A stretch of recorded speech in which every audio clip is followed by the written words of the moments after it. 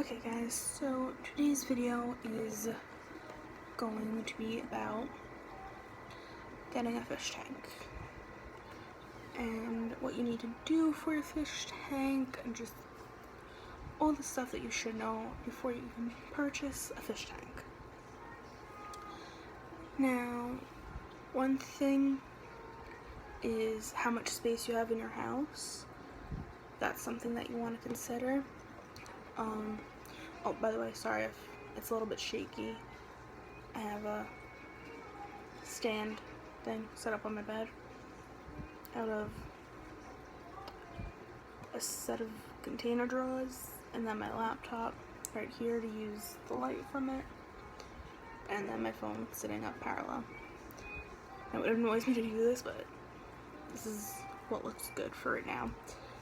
But you want to consider how much space you have, where you're going to put it. Now, I advise someone, if you're gonna not want algae in your tank, don't put your tank near a window or anywhere where it's gonna receive direct sunlight for a long amount of time. Now, don't get me wrong, direct sunlight is good for the fish, but if you want it to be an aesthetically pleasing tank and you don't want algae, putting your tank near a window isn't going to be a good thing.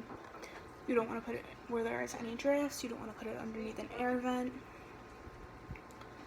or anything like that. Like if you have central AC like I do, you don't want to put the fish underneath one of those vents, because that can mess with the water temperature. And I have a beta, and betas are a tropical fish, so the water needs to be around 75 degrees. So right now, since it's summer, I don't have to worry about putting a heater in his tank because the temperature of the water is where it's supposed to be. Once it gets to be September, October, end of September, early October, then I have to worry about getting a heater for him.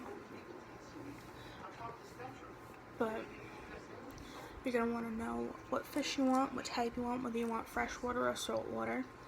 It takes longer to cycle a saltwater than it does for a freshwater. So if you're just getting in, I recommend going with a freshwater tank. I would say for beginning, just getting your first fish, don't go with goldfish. They are a mess and they are a lot of upkeep. Go for a beta or guppies. Guppies I think are a little bit more sensitive, but betas are pretty hardy.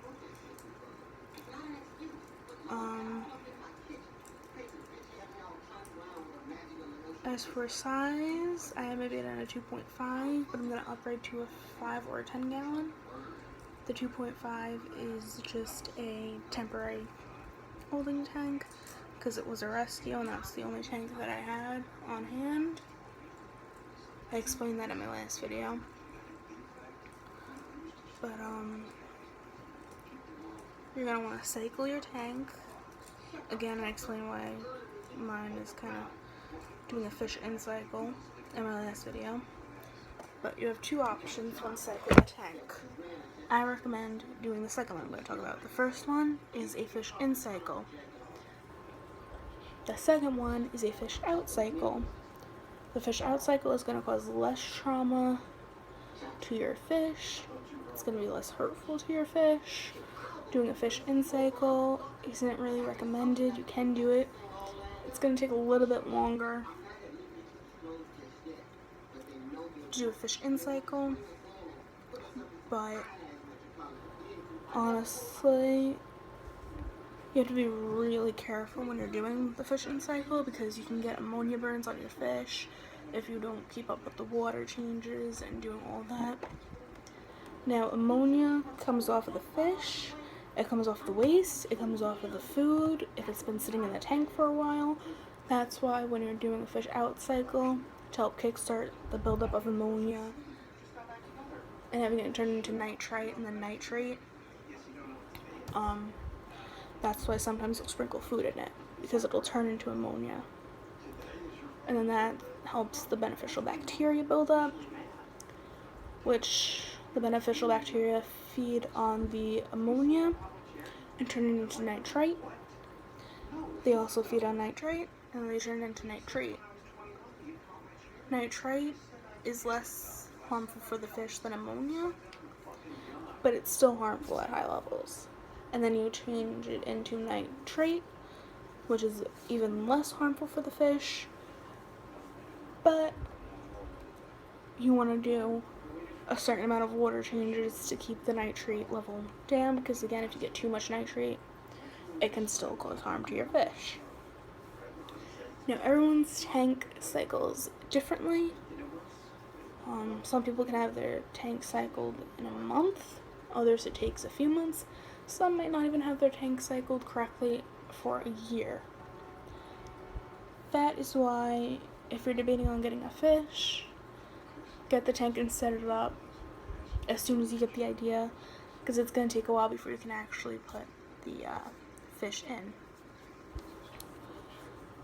There are other more detailed videos about the nitrogen cycle for aquariums, but honestly, if you're a beginner, go with a freshwater aquarium and then work your way into doing saltwater if that's what you eventually want to do, because saltwater can be a bit more trickier to take care of. And then also for aquariums, you have,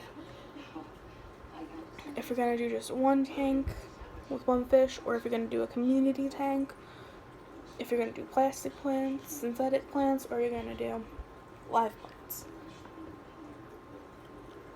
Live plants have a little more work. You have to get a special lighting for them, for the most part, depending on what type of plant.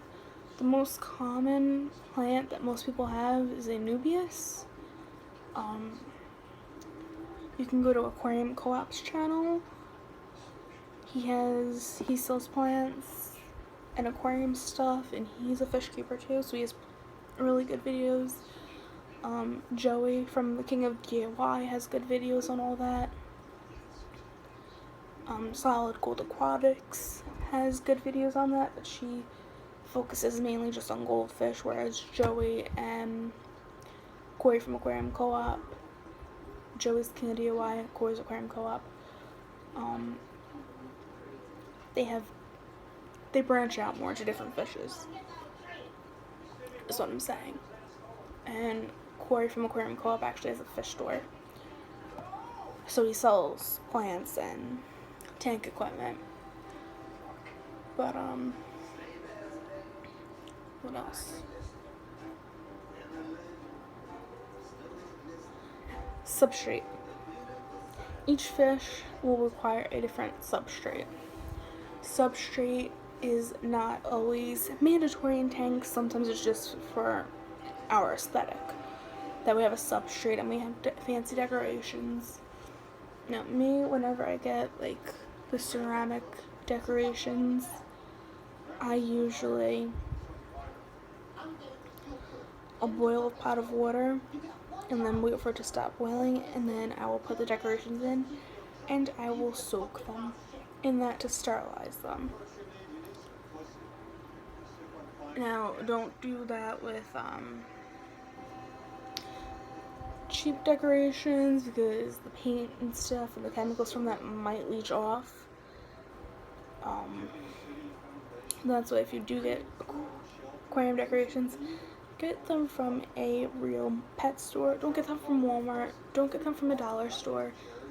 Get them from a place like Petco or PetSmart, or a place that specifies in aquariums. That way you know you're getting stuff that is really safe for your fish and your overall aquarium health.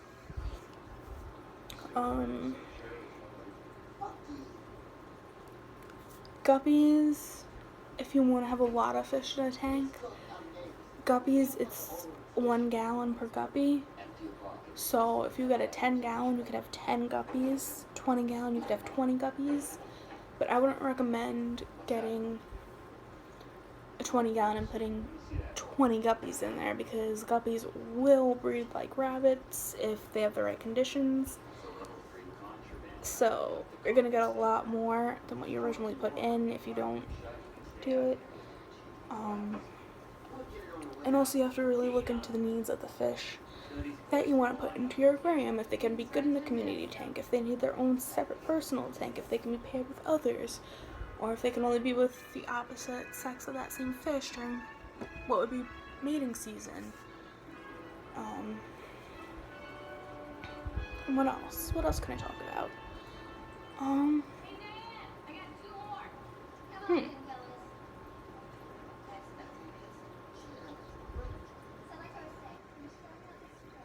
Awkward silence.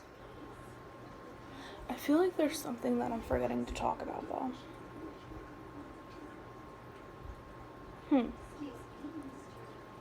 See, I went over the nitrogen cycle, I went over figuring out tank size, I went over aquarium requirements for some things, I went over the substrate. The only other thing would be picking out a water conditioner. If you're using tap water, you're going to want to condition that to get all the bad chemicals out of it. Because chlorine is dangerous to the fish. I'm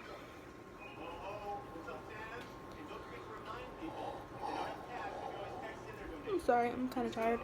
It's like 5 in the morning. And I have not gone to bed yet. Some people have specific brands that they like. I honestly just got the generic Walmart brand, which probably isn't the best, but I did what I could with what I had. But yeah, really look into it.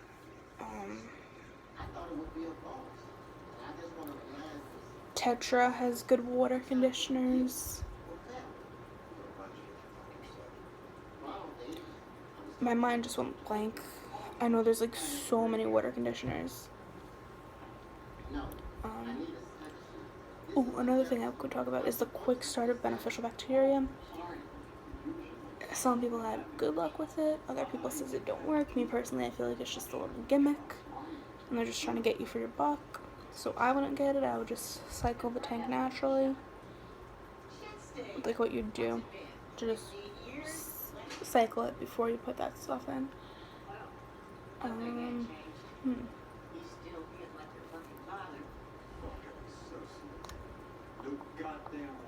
A fish net. You're gonna need a fish net for doing water changes or moving fish from one tank to another.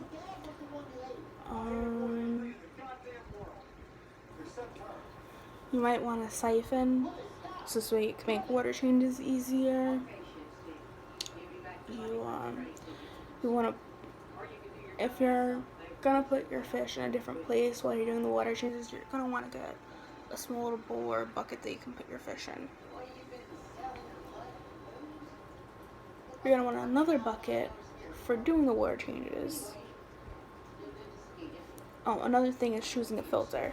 If you get a tank kit, they come with filters. Personally, I would prefer using a sponge filter. It lasts the longest in my personal experience. It creates aeration. Overall, I think it's a good choice if you're just starting out. And there are plenty of videos on how to make one if you want to save your money, or why sometimes it's better to have a sponge filter than the filters that come with the kits if they're not a sponge filter.